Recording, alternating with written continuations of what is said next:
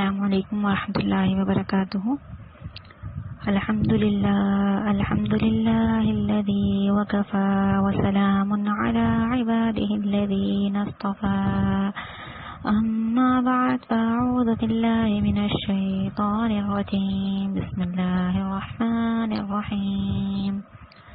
رب اشرح لي صدري ويسر لي أمري واحلل عقدة من لساني يفقهوا قولي، رب زدني علما وعملا، اللهم فقهنا في الدين، رب يسر ولا تعسر واتمم بالخير، اللهم لا سهل إلا ما جعلته سهلا وأنت تجعل الحزن إذا شئت سهل۔ کیا حال ہے آپ کے؟ امید کرتی ہوں انشاءاللہ خیر و عافیت سے ہوں گے۔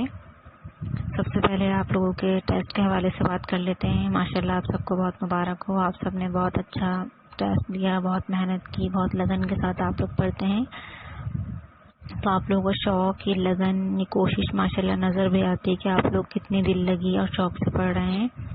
دعا کرتے ہیں کہ اللہ تعالیٰ آپ کا یہ پڑھنا پڑھانا قبول و منظور فرما لے اور اس قرآن کو آپ کے دلوں کی بہار بنا دے اور آپ کے لیے توشہ آخرت بنا دے، اور آپ لوگوں کی اور ہماری، ہم سب کی دنیا اور آخرت کو سنوار دے۔ اس قرآن کے ذریعے اللہ ہماری تمام پریشانیوں کو دور کر دے۔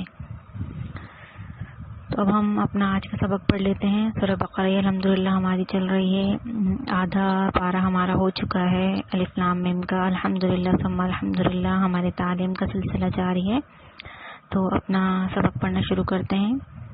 بسم اللہ الرحمن الرحیم۔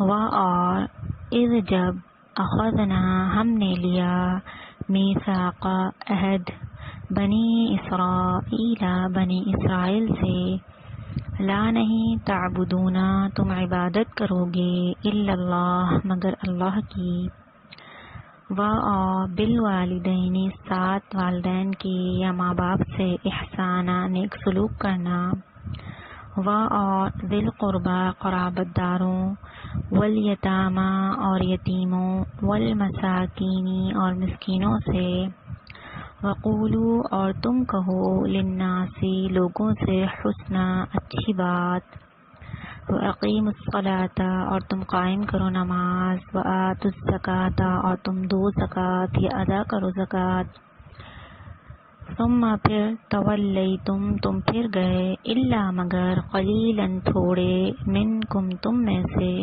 اور انتم تم معرضون اعراض کرنے والے ہو۔ وَإِذْ اور جب اخذنا ہم نے لیا میثاقکم پختہ وعدہ تم سے یا پختہ عہد تم سے، لا نہیں تسفکون تم بہاؤ گے، دماءکم اپنے خون، اور لا نہیں تخرجون تم نکالو گے، انفسکم اپنے آپ کو یا اپنی جانوں کو، من دیارکم اپنے گھروں سے، ثم پھر اقررتم تم نے اقرار کیا، وانتم اور تم تشہدون شاہد ہو یا گواہ ہو، ثم پھر انتم تم ہؤلاء وہ ہو، تقتلون قتل کرتے ہو، انفسکم اپنی جانوں کو، وتخرجون اور تم نکالتے ہو، فریقاً ایک فریق کو یا ایک جماعت کو، منکم اپنے میں سے، من دیارہم ان کے گھروں سے، تظاہرون تم مدد کرتے ہو ایک دوسرے کی، علیہم ان پر یا ان کے خلاف، بالاثم سات گناہ کے، والعدوان اور ظلم یا زیادتی کے، وَإِنْ اور اگر یأتوکم وہ تمہارے پاس آئیں، اسارا قیدی ہو کر، تفادوہم تم انہیں فدیہ دے کر چھڑاتے ہو، وہو اور وہ محرم حرام کیا گیا تھا، علیکم تم پر، اخراجہم ان کا نکالنا، افتؤمنون کیا پس تم ایمان لاتے ہو، ببعض الکتاب کتاب کے بعض حصے پر یا کتاب کے ایک حصے کے ساتھ، وتکفرون اور تم کفر کرتے ہو، ببعض دوسرے حصے کے ساتھ یا بعض کے ساتھ، فما پس نہیں جزاء سزا، من یفعلوا جو کرے کام، ذالک یہ، منکم تم میں سے، الا مگر خزی رسوائی ہے فی الحیات الدنیا دنیا کی زندگی میں، فی میں حیاتی زندگی دنیا کی، فی الحیات الدنیا دنیا کی زندگی میں، اور یوم القیامت قیامت کے دن یردون وہ پھیرے جائیں گے، الی طرف اشد سخت عذاب کی، وما اور نہیں ہے اللہ بغافل غافل عما اس سے جو تعملون تم عمل کرتے ہو، اولئک یہ وہ لوگ ہیں الذین جنہوں نے اشتروا خرید لی حیات الدنیا دنیا کی زندگی بالآخرت آخرت کے بدلے میں، فلا پس نہ یخفف ہلکا کیا جائے گا عنہم العذاب ان سے عذاب، ولا اور نہ ہم وہ ینصرون مدد دیے جائیں گے۔ ٹھیک ہے، تو یہاں تک آج کا ہم سبق پڑھیں گے انشاءاللہ، دوبارہ سے ترجمہ سمجھ لیجیے۔ وَإِذْ اور جب اخذنا ہم نے لیا میثاق پختہ عہد یا پختہ وعدہ بنی اسرائیل سے، لا نہیں تعبدون تم عبادت کرو گے الا اللہ مگر اللہ کی، بالوالدین والدین کے ساتھ یا ماں باپ سے احسان نیک سلوک کرو گے، ذی القربى قرابت داروں، والیتامى اور یتیموں، والمساکین اور مسکینوں سے، وقولوا اور تم کہو للناس لوگوں سے حسنا اچھی بات، واقیموا الصلاۃ اور تم قائم کرو نماز، وآتوا الزکاۃ اور ادا کرو زکوٰۃ، ثم پھر تولیتم تم پھر گئے، الا مگر قلیلا تھوڑے، منکم تم میں سے، وانتم اور تم معرضون اعراض کرنے والے ہو۔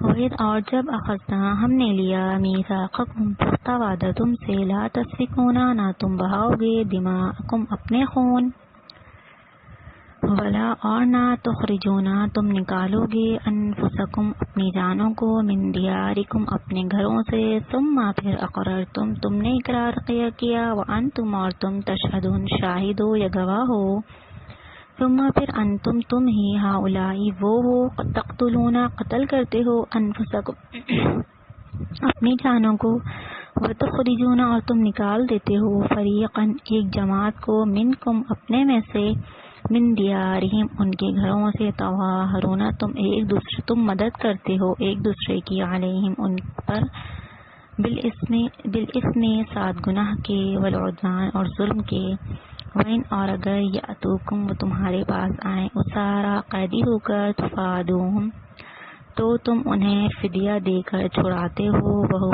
اور وہ محرم حرام کیا گیا تھا، علیکم تم پر، اخراجہم ان کا نکال دینا، افتؤمنون کیا پس تم ایمان لاتے ہو، ببعض الکتابی کتاب کے ایک حصے کے ساتھ، یا بعض کتاب کے ساتھ، وتکفرون اور تم کفر کرتے ہو، ببعض بعض کے ساتھ، فما پس نہیں ہے جزاء سزا، من یفعل جو کرے،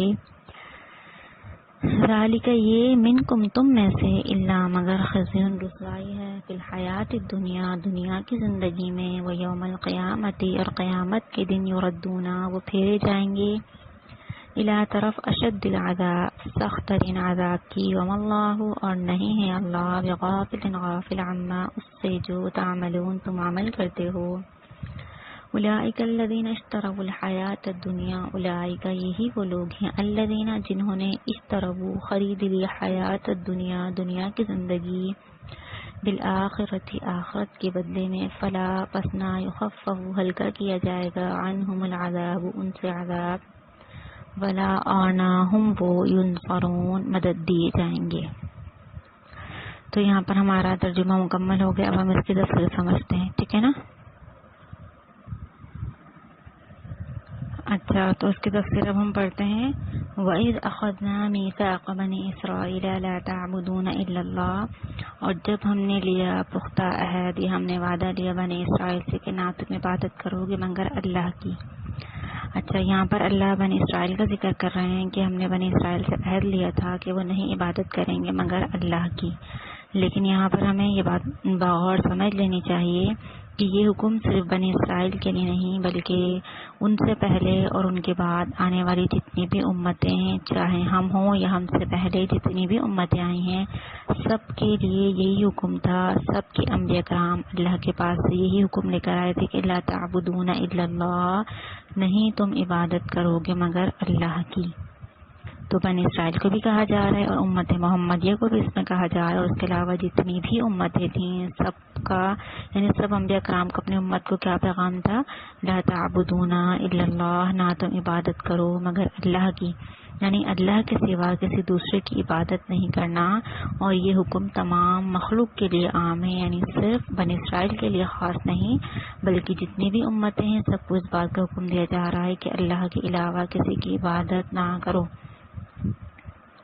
ایک اور مقام پر اللہ رب العالمین فرماتے ہیں وَلَقَدْ بَعَثْنَا فِي كُلِّ أُمَّةٍ رَسُولًا أَنِ اعْبُدُوا اللَّهَ، یعنی ہم نے ہر امت میں رسول بھیجا کہ اللہ کی عبادت کرو۔ کیا کہا جا رہا ہے؟ ہر امت میں جتنے بھی رسول بھیجے گئے سب کا پیغام کیا تھا؟ اللہ کے علاوہ کسی کی عبادت نہ کرو۔ تو ہمیں بھی یہ بات سمجھ لینی چاہیے، یہ حکم ہمارے لیے بھی ہے کہ ہمیں اگر عبادت کرنی ہے، عبادت کا مستحق، عبادت کے لائق صرف اور صرف اللہ رب العالمین ہے۔ جب ہم نے کلمہ لا الہ الا اللہ محمد رسول اللہ پڑھ لیا کہ اللہ کے علاوہ کوئی عبادت کے لائق نہیں، تو ہم نے اپنے قول سے، اپنے فعل سے، اپنے عمل سے، ہر چیز سے یہ بات ظاہر کرنی ہے کہ عبادت کے لائق اور مستحق صرف اللہ رب العالمین ہی ہے۔ ہر طرح کی مشکل، پریشانی، تکالیف میں اگر پکارنا ہے تو صرف اللہ کو پکارنا ہے، کیونکہ ہماری مشکل میں ہماری دعاؤں کو سننے والا، ہماری مرادوں کو پورا کرنے والا کون ہے؟ اللہ ہے۔ تو عبادت صرف اللہ ہی کی کرنی ہے، سجدہ صرف اسی کے لیے کرنا ہے خاص، کسی ولی کو نہیں پکارنا، کسی بزرگ کو نہیں پکارنا، کسی نبی کو نہیں پکارنا، اگر پکارنا ہے تو صرف اللہ کی ذات کو پکارنا ہے اور صرف اسی کی عبادت کرنی ہے، کیونکہ لائق اور مستحق عبادت کے کون ہے؟ صرف اور صرف اللہ رب العالمین۔ اگر ہم اللہ رب العالمین کے ساتھ شرک کریں گے تو ان الشرک لظلم عظیم، شرک سب سے بڑا گناہ ہے اور اس کی معافی نہیں ہے۔ اس لیے ہمیں اپنا عقیدہ درست کرنا ہے، ہمیں سوچنا ہے، اپنا محاسبہ کرنا ہے کہ آیا ہم اللہ کی عبادت میں کسی کو شریک تو نہیں ٹھہرا رہے، یعنی نبی کو بھی نہیں شریک ٹھہرانا ہمیں اس میں، اور نہ ہی کسی بزرگ ولی یا بڑے کو اپنے جو ہے اس میں شامل نہیں کرنا ہے، کیونکہ عبادت کے لائق اور مستحق صرف اللہ رب العالمین ہے۔ ٹھیک ہے، تو یہاں پر یہ بات کلیئر ہو گئی کہ ہمیں صرف اور صرف اللہ کی عبادت کرنی ہے۔ اب آگے بڑھتے ہیں وَبِالْوَالِدَيْنِ إِحْسَانًا، اور والدین کے ساتھ حسن سلوک سے پیش آؤ۔ یعنی اس آیت میں اللہ رب العالمین نے اس آیت کو 2 حصوں میں تقسیم کیا، پہلے حقوق اللہ پھر حقوق العباد، یعنی پہلے اللہ نے اپنے حقوق بیان کیے۔ اللہ کا حق کیا ہے؟ لا تعبدون الا اللہ، اللہ کے علاوہ کسی کی عبادت نہ کرو، یہ اللہ کا حق ہے۔ اللہ کا سب سے بڑا حق یہی ہے کہ ہم نے عبادت کرنی ہے تو صرف اللہ کی کرنی ہے، اور بندوں کے حقوق میں جو بات آتی ہے تو سب سے بڑا جو حق ہے وہ ماں باپ کا ہے۔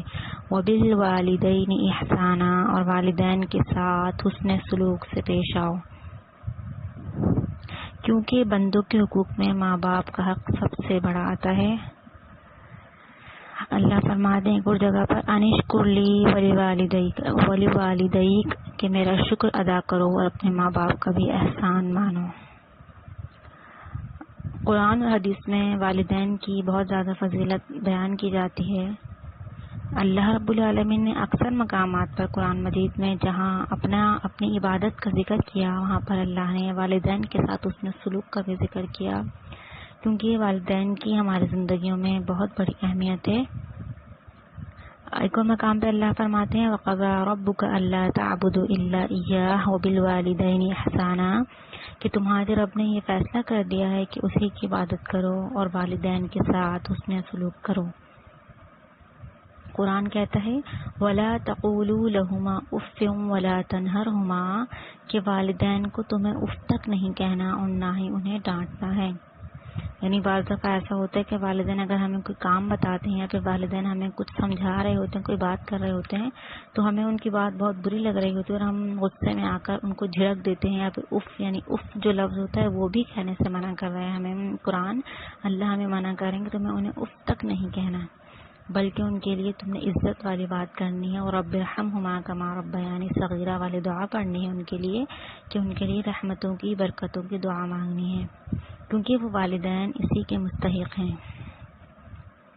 حدیث میں آتا ہے عبداللہ بن مسعود رضی اللہ تعالیٰ عنہ نے پوچھا، اے اللہ کے رسول، کون سا عمل سب سے زیادہ فضیلت والا ہے؟ آپ صلی اللہ علیہ وسلم نے فرمایا، نماز کو وقت پر ادا کرنا۔ پوچھا اس کے بعد؟ پھر فرمایا اللہ کے نبی نے ماں باپ کے ساتھ حسن سلوک کرنا۔ پوچھا پھر کون سا عمل؟ پھر فرمایا اللہ کی راہ میں جہاد کرنا۔ یعنی سب سے افضل عمل اللہ کے نبی نے کیا کہا؟ نماز کو پڑھنا، یعنی صرف نماز کو ادا نہیں کرنا بلکہ نماز کو وقت پر ادا کرنا۔ نماز کی اہمیت میں یہ بات بھی بہت اہمیت کی حامل ہے کہ ہم نمازوں کو ان کے وقت پر ادا کر رہے ہیں، یعنی اس میں غفلت اور کوتاہی تو نہیں برت رہے، نماز کو ادا بھی کرنا ہے خشوع اور خضوع کے ساتھ اور ان کے وقتوں پر بھی۔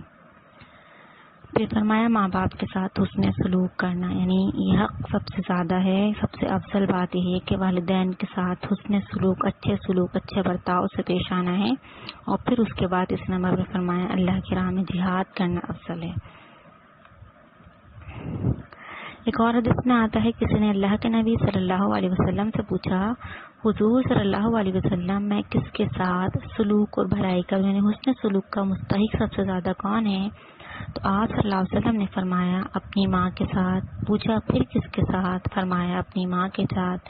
پھر پوچھا پھر کس کے ساتھ؟ پھر فرمایا اپنے باپ کے ساتھ، اور قریب والے کے ساتھ، پھر اور قریب والے کے ساتھ۔ یعنی 3 مرتبہ اللہ کے نبی نے ماں کے ساتھ حسن سلوک کرنے کا حکم دیا، پھر اس کے بعد باپ کے ساتھ حسن سلوک کرنے کا حکم دیا، اور پھر اس کے بعد قریب والے کے ساتھ مراد یہ ہے یعنی جو ماں باپ کے قریبی رشتہ دار ہیں، جو ہمارے قریبی رشتہ دار ہیں، پھر وہ گنتی میں آ جاتے ہیں۔ ٹھیک ہے، سب سے پہلے اللہ کی عبادت کرنی، پھر ماں باپ کا فرض آ گیا، پھر اس کے بعد جو ہمارے قرابت دار، ہمارے رشتہ دار ہیں، ان کا ذکر کیا جا رہا ہے۔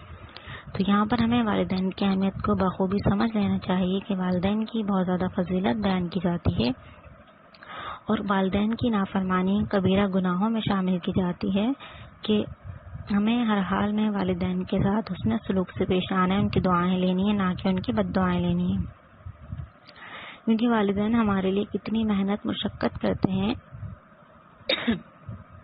وہ اپنی پوری جوانی، وہ اپنی پوری زندگی اپنی اولاد کے لیے لوٹا دیتے ہیں، ان کی خوشیوں کے لیے خود طرح طرح کی تکالیف کو برداشت کرتے ہیں، پریشانیوں کو، مشکلوں کو، تکلیفوں کو جھیلتے ہیں۔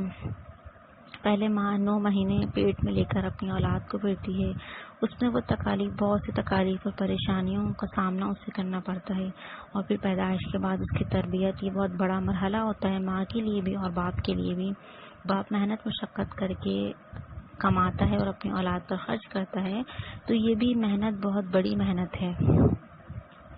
تو ہمارے والدین ہمارے لیے اپنی پوری زندگی لگا دیتے ہیں، اور بڑھاپے میں جب وہ پہنچ جاتے ہیں اور جب انہیں ہماری سب سے زیادہ ضرورت ہوتی ہے، تو ہم جو ہے ان کے ساتھ بدترین سلوک کرنا شروع کر دیتے ہیں، ان کی اہمیت کو نہیں سمجھتے اور ان کے ساتھ برا سلوک کرتے ہیں اور ان کے لیے غلط اور ناصب الفاظ استعمال کرتے ہیں۔ تو قرآن ہمیں یہی کہہ رہا ہے کہ وَقُلْ لَهُمَا قَوْلًا كَرِيمًا، یعنی ان کے لیے تو باعزت بات کہنی ہے، بلکہ وَقُلْ رَبِّ ارْحَمْهُمَا كَمَا رَبَّيَانِي صَغِيرًا، کہ ان کے لیے دعا کرو رَبِّ ارْحَمْهُمَا كَمَا رَبَّيَانِي صَغِيرًا۔ والدین کے لیے ہمیں سب سے زیادہ یہ دعا کرنی چاہیے رَبِّ ارْحَمْهُمَا كَمَا رَبَّيَانِي صَغِيرًا، ٹھیک ہے، کہ اللہ تو ان دونوں پر اس طرح رحم فرما جس طرح کہ انہوں نے بچپن پر ہم پر رحم فرمایا۔ اگر ہم غور و فکر کریں، جب انسان یعنی ایک بچہ اس دنیا میں آتا ہے، وہ کس قدر محتاج لاچار ہوتا ہے کہ وہ بالکل اپنے ماں باپ کے سہارے پر ہوتا ہے۔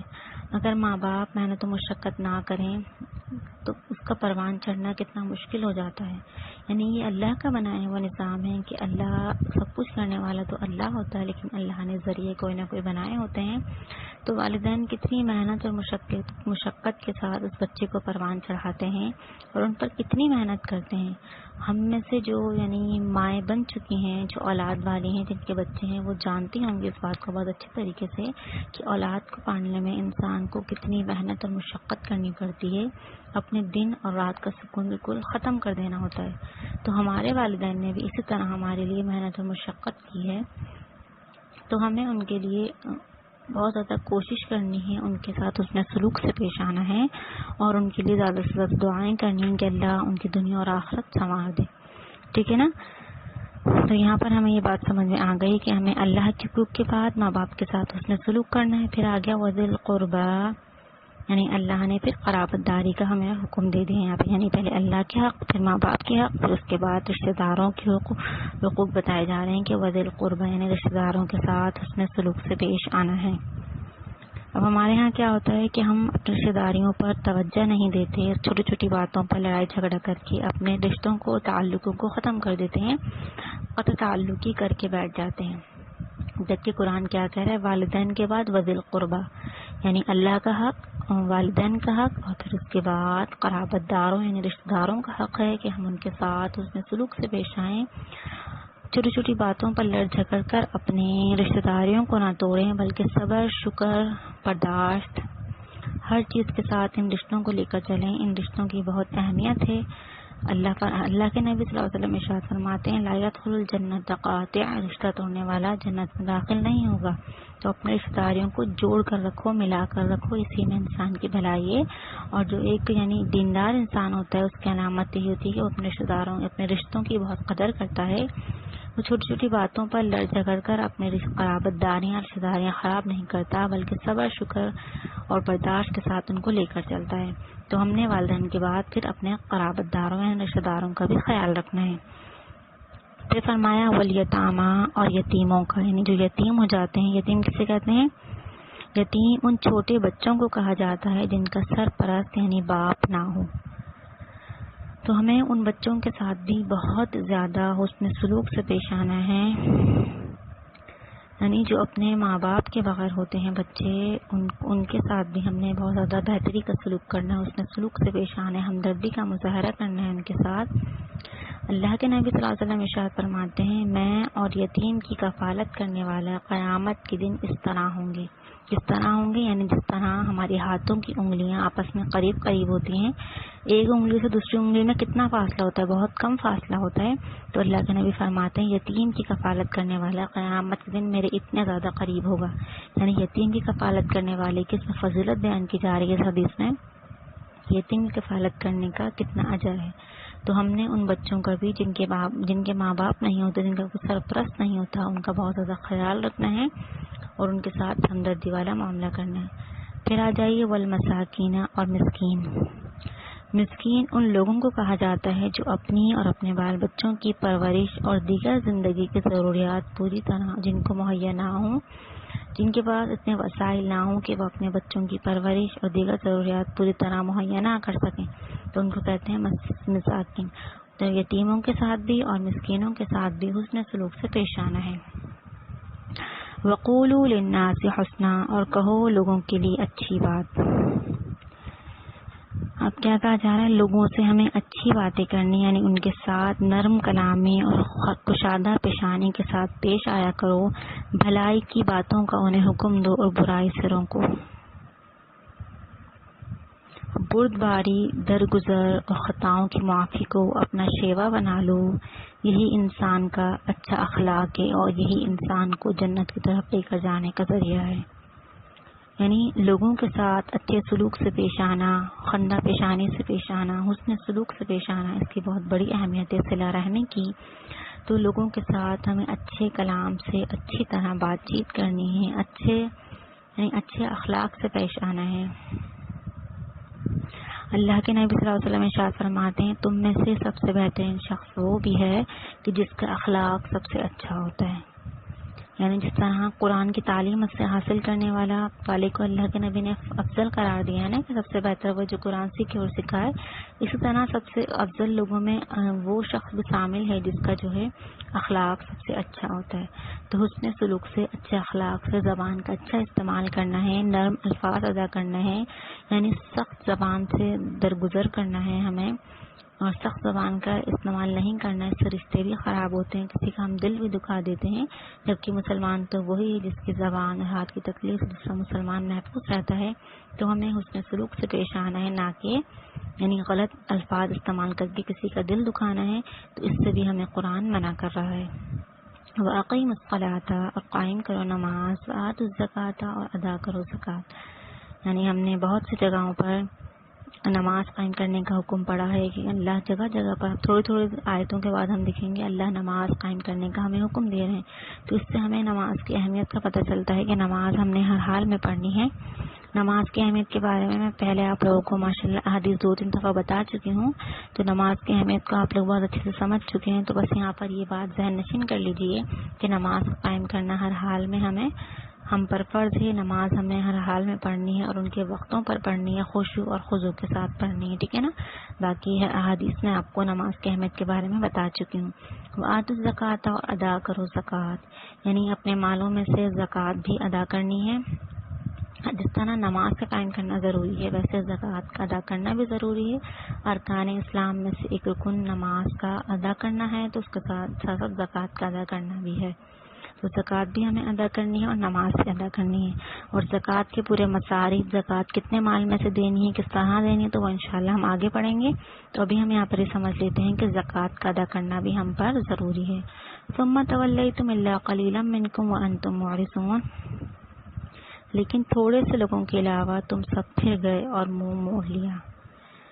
یعنی بنی اسرائیل میں سے ان سب باتوں پر بنی اسرائیل نے عہد کیا تھا کہ ہم یہ کام کریں گے، لیکن ان میں سے چند ہی لوگ تھے جو اپنے عہد پر قائم رہے، اور کچھ بہت کم لوگ تھے جنہوں نے اس بات کو مانا۔ زیادہ تر لوگ اپنے عہد سے پھر گئے اور ان چیزوں کی انہوں نے پاسداری نہیں کی، بلکہ اپنے عہد کو توڑ دیا۔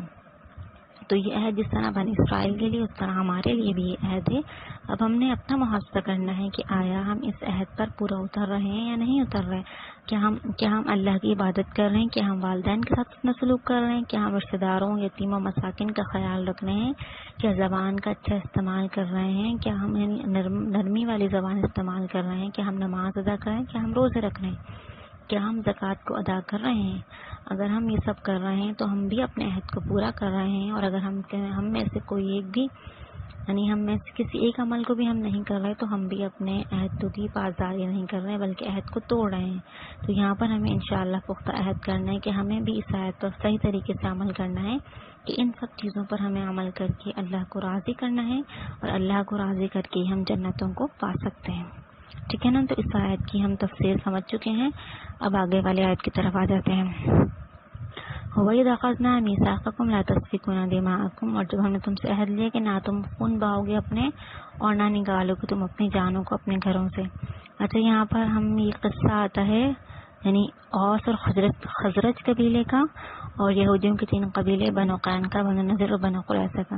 ہم یہاں پر اس واقعے کو سمجھ لیتے ہیں، پھر اس آیت کو سمجھ لینا ہمارے لیے آسان ہو جائے گا، ٹھیک ہے نا۔ اچھا، اس کا واقعہ کچھ اس طرح سے ہے۔ اوس اور خزرج انصار مدینہ کے 2 قبیلے تھے۔ اسلام سے پہلے ان دونوں قبیلوں کی آپس میں کبھی بھی نہیں بنتی تھی۔ آپس میں یہ دونوں قبیلے ہمیشہ جنگ و جدال، لڑائی جھگڑا کرتے رہتے تھے۔ اسی طرح مدینے کے یہودیوں کے 3 قبیلے تھے، یعنی بنو اوس اور خزرج کس کے قبیلے تھے؟ انصار مدینہ کے قبیلے تھے۔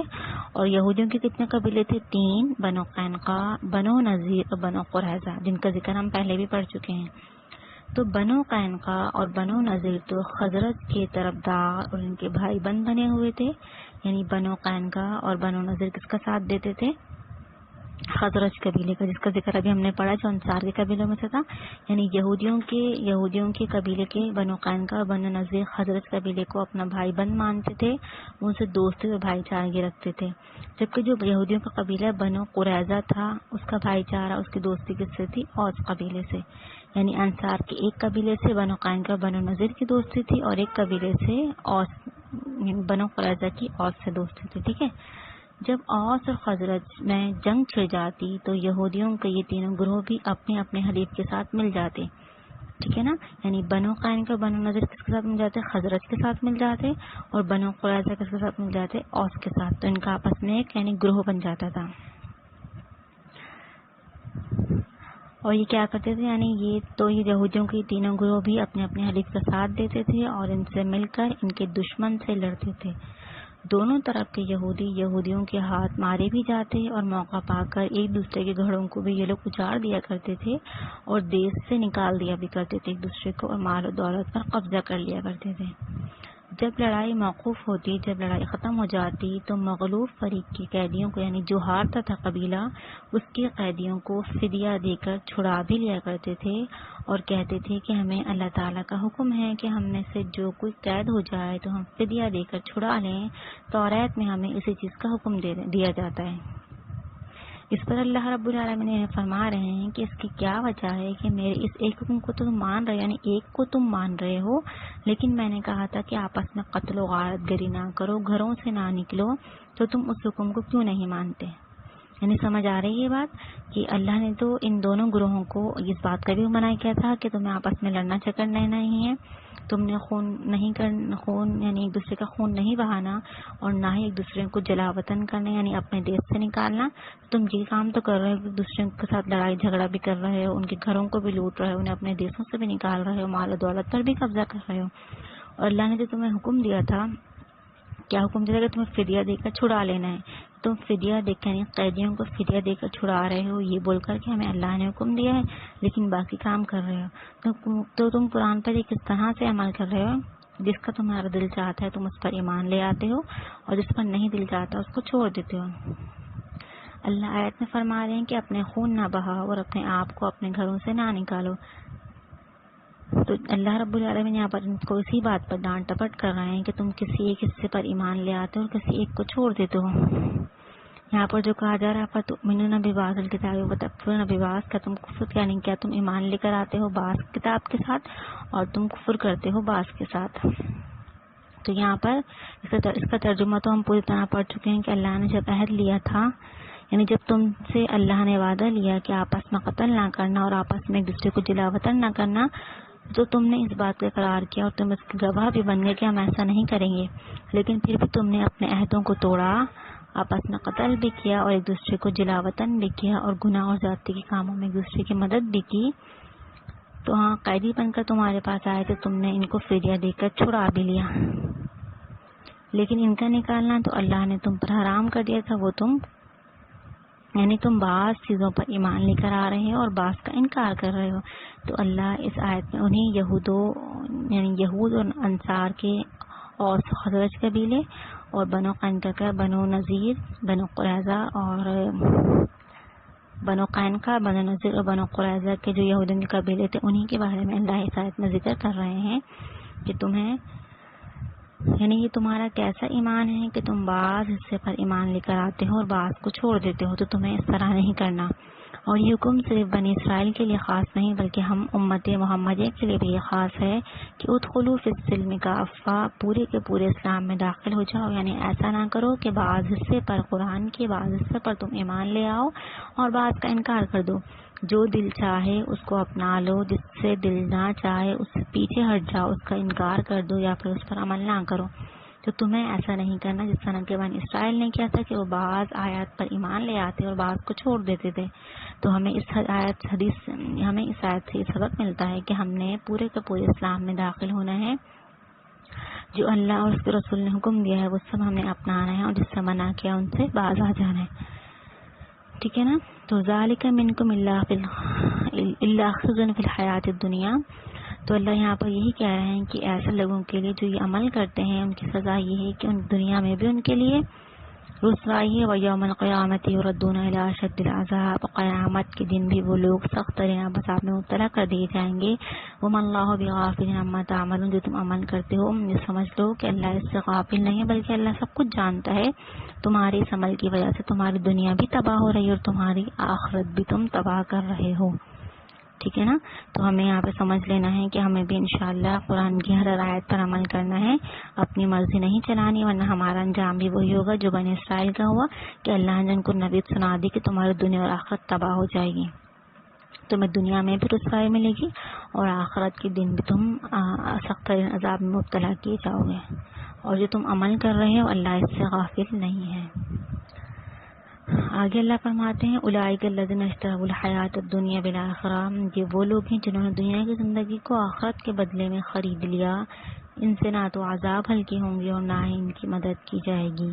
یعنی وہ لوگ کہ جو دنیا کی زندگی کو آخرت پر ترجیح دیتے ہیں، جو آخرت کی زندگی کو بھول کر دنیا کی زندگی میں مگن رہتے ہیں، صرف دنیا کا فائدہ دیکھتے ہیں، آخرت کو بھول جاتے ہیں، تو فلا یخفف عنہم العذاب، اللہ کہہ رہے ہیں ایسے لوگوں سے ہم عذاب کو ہلکا نہیں کریں گے بلکہ ہم ان کو سخت ترین عذاب میں مبتلا کر دیں گے، ولا ہم ینصرون، اور نہ ان کی مدد کی جائے گی۔ تو یہاں پر ہمیں سخت ترین وعید پتہ چل گئی کہ ہم نے اگر اس طرح کیا کہ بعض اس سے پر ایمان لائے اور بعض کو چھوڑ دیا تو اللہ ہمیں بھی سخت ترین عذاب میں مبتلا کر کے اور ہمیں دنیا میں بھی رسوائی دیں گے اور آخرت میں بھی سخت ترین عذاب سے دوچار کریں گے۔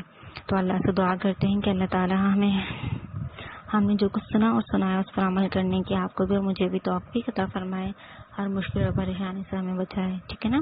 تو یہاں پر تفسیر مکمل ہو گئی ہے، اب ہم اس کا ایک اور دفعہ ترجمہ کر کے اپنی کلاس کو ختم کرتے ہیں، ٹھیک ہے نا۔